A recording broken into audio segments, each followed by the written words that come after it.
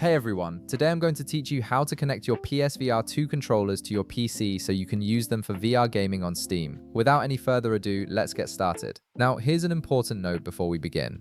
Although I don't have the PSVR 2 controllers with me right now, I'll walk you through the entire process step by step so you'll know exactly what to do when you're ready to connect them.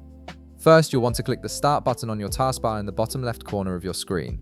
This will open up your Start menu where you can access all your system settings and applications. From there, click on Settings to open up your Windows Settings panel. This is where you'll manage all your device connections and Bluetooth settings. Once you're in the Settings window, click on Devices. This section handles all your hardware connections, including keyboards, mice, printers, and most importantly for this tutorial, Bluetooth devices. Here is where you'll be able to pair your PSVR 2 controllers with your PC.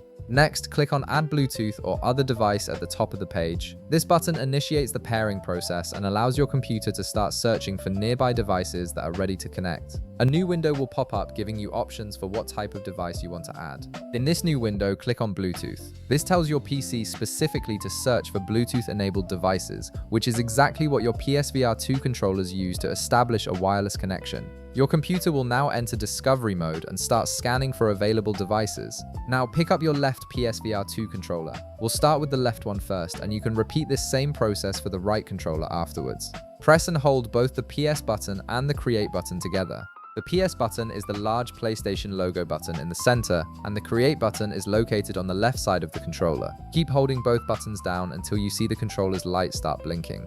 This blinking light indicates that the controller has entered pairing mode and is now broadcasting its signal so your PC can detect it. This usually takes just a few seconds, so be patient and don't release the buttons too early.